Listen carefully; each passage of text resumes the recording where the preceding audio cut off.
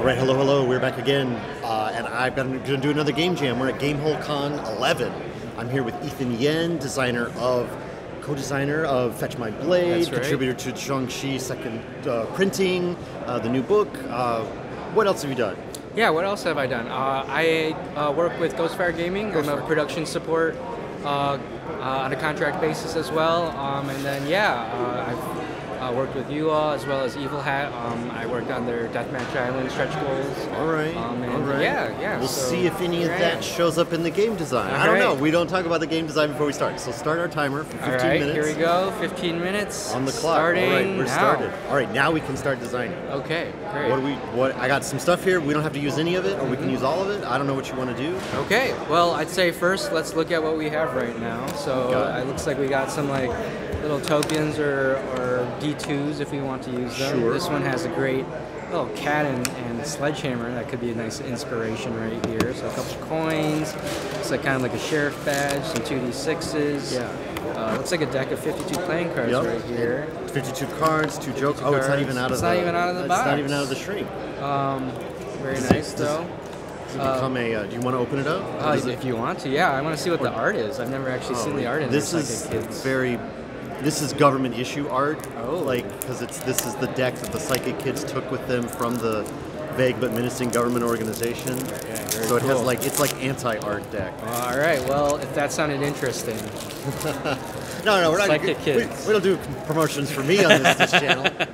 All right. So yeah, we got some numbers here. I'm always interested in what the art is for.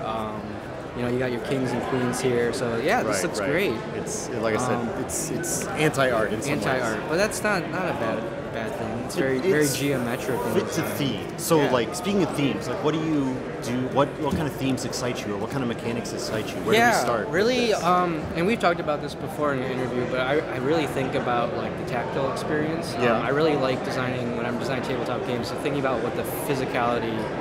What are the actions that we're doing? How does that enforce the narrative or even the mechanics of the game? Yeah. So even like simple things as like say like fire and ash here, right? Like that's what it says on this D2. It's a coin, it's a token. I like thinking of like, well, you got two things. You got one side and you got another side. Maybe some kind of like flipping mechanic here. We can do that for sure. Like we've got 3 of them, and then it's almost like the. Was it that they did the? I can't remember the name of it, but there was a game. I think it was Rune Quest or Rune something where you would flip the coin, and then that was your powers for the session.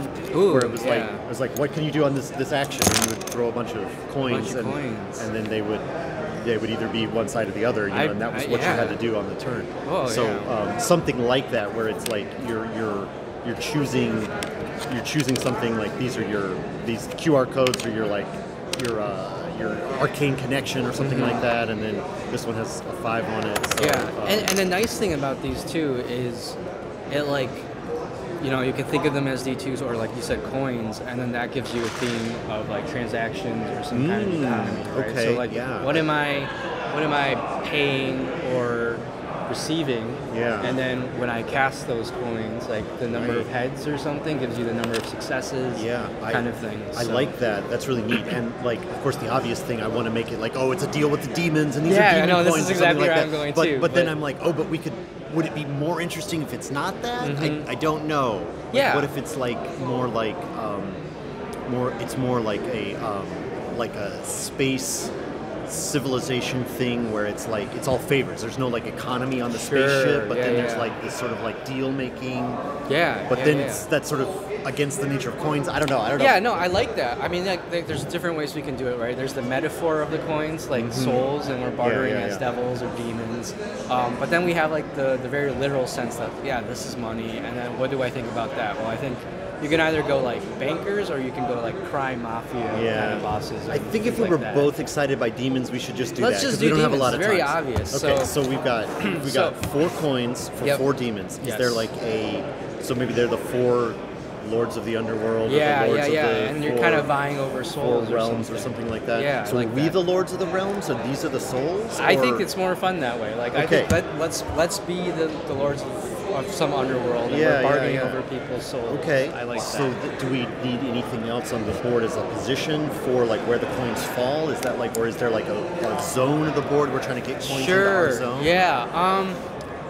Yeah, that's interesting. I think maybe like a simple mechanic I'm thinking is, heads is success, tails is failure, and every time you cast your coins, you're looking for X amount of successes, right? Depending on how hard the task is, one way or the other, or we're bargaining or something. Yeah. But all those failed souls go back into the pot, or they get sent to you if it's a 2-player game or something like that. Yeah. So it's this transactional thing where I do like this. Like you flip, and then you get to keep what it is, but what fails passes to the next person, and you're kind of like going around. And then like that's kind of like almost maybe would result in like a catch your leader mechanic. So then if that's the case, then So what I'm thinking about is we're trying to rule territory in some sort of underworld situation. Mm-hmm. We either use the deck of playing cards or we get out the deck of tarot cards to like sort of represent the realms. Yes. And so like then we cast the coins. How many realms do I currently control? And then that's what I pull from the board. Yep. And then I pass the remaining coins, or all the coins, I guess, or something. There's some way of like we should try it out. So like if that sounds good, let's pick one of these sets and then like kind of like for sure. So I mean like let's just shuffle this for shuffling's sake, and then everyone gets to see how terribly I shuffle on camera. That was perfect. But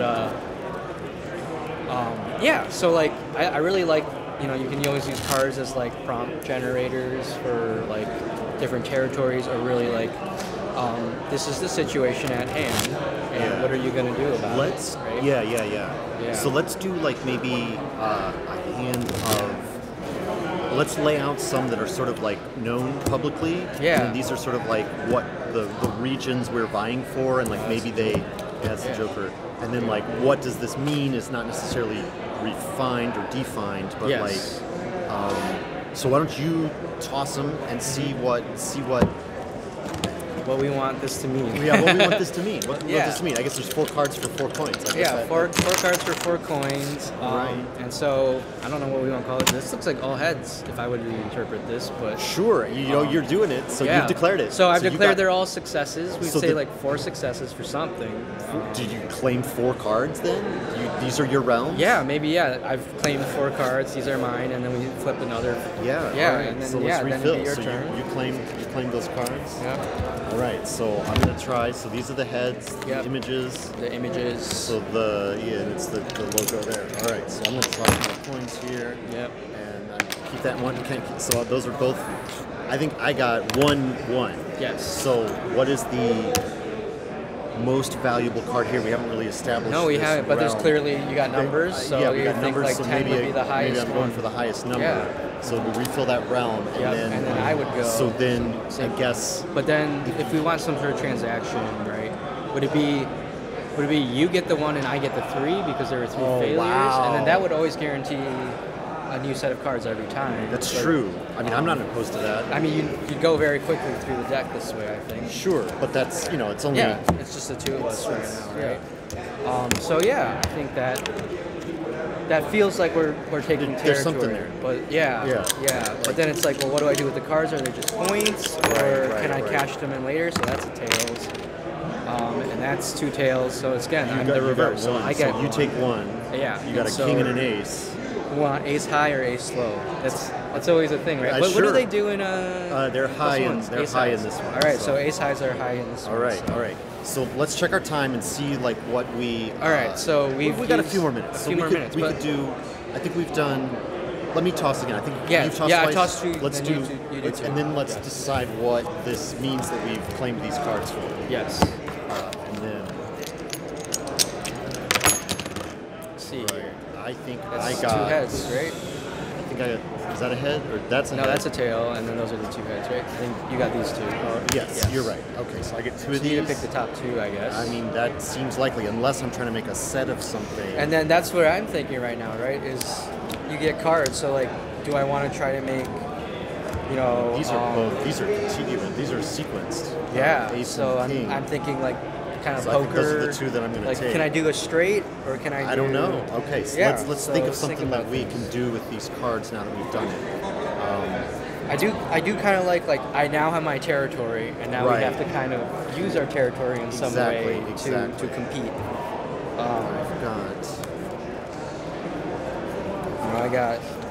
I got 2 4s, I got 2 6s, I got 2 aces, and then 3 pairs. 3 pairs is right pretty there. good. I got 4 pair. I got 4 pair right there. 4 pair. So. I mean the best poker style hand I have is ace high. That's, that's not great. But I do have king ace, so there's something there. Yeah. I do have. I also have 3 of the same suit, but they're not. Yes. I was wondering if, I mean, this is maybe too late, but I was wondering, like, I've got the biggest spread, maybe, because I've got ace 4 of the same suit. Yeah. Does that mean that could mean something? Yeah. I don't know, but yeah, if we're just doing poker hands, I think you've got some more ability to maybe these different realms, or the suits are sort of different realms. Yeah, Is there any? So I've got 3 control of spades or a of clubs, and then limited control of other things. Do you have? What do you have the most of? What do I have the most of in hearts, terms of? Looks like. It looks like hearts. Yeah. 3 hearts, and then I got 3 clubs, so it's kind of a wash. Yeah, no matter how we slice it, I think you're in control. So like, what is? All right, so you've won for now the war between the demon lords, right? Yes. Well, we still got some time on the clock. Like, what do we need to like try again? To like, I'm not sure that we've come up with anything that's truly like, oh yeah, that's it. Yes. So what would we change real quick and try like a couple rounds again? Well, I think there's like kind of an objective here. What are we playing for versus like how do we score everything? Yeah.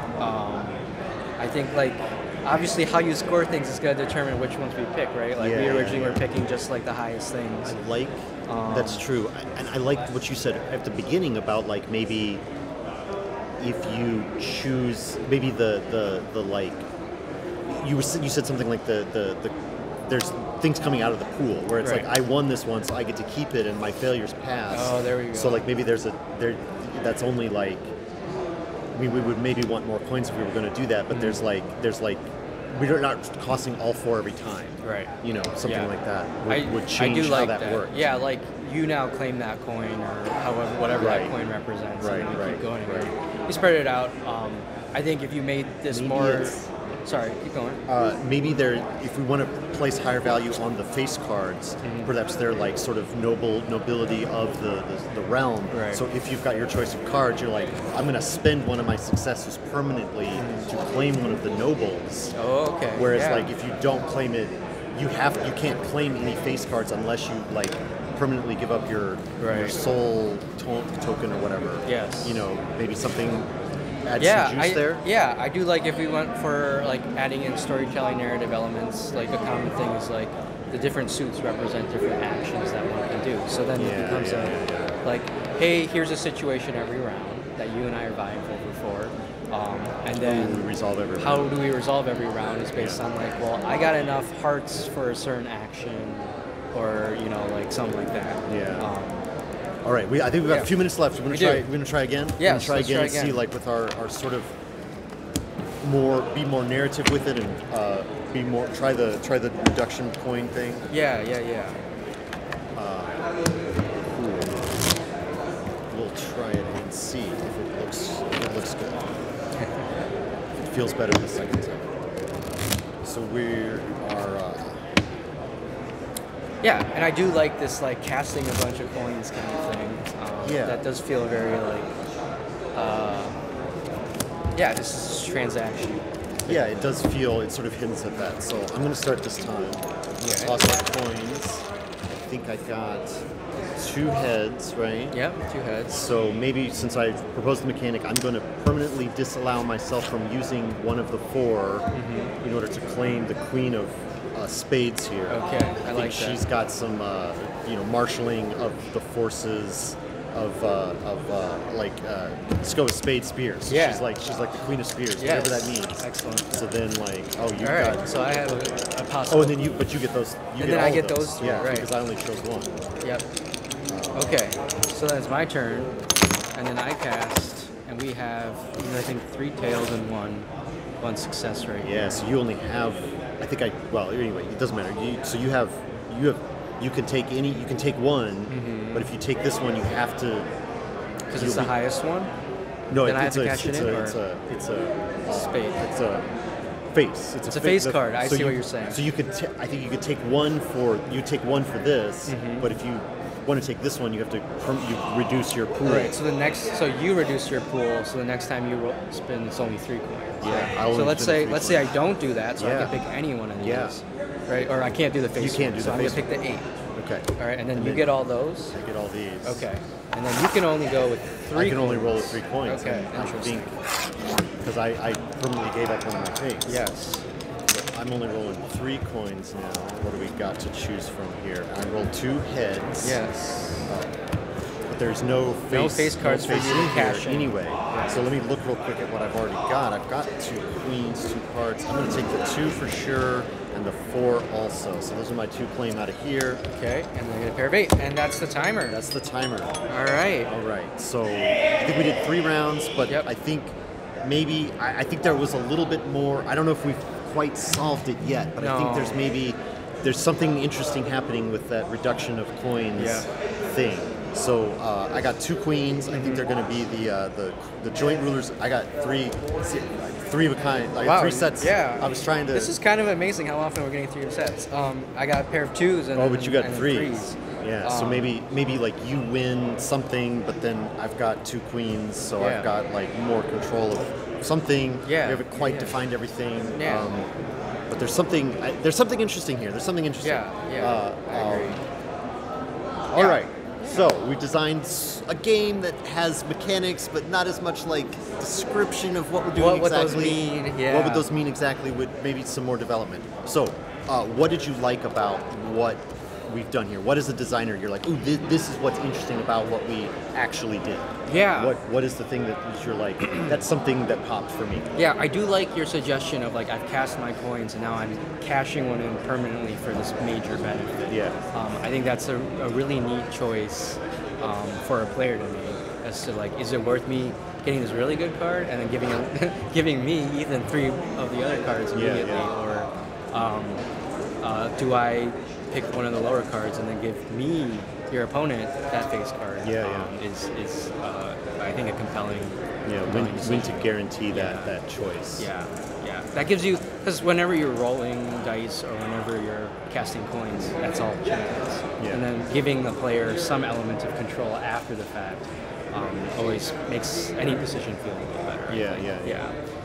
Cool. And then, so what?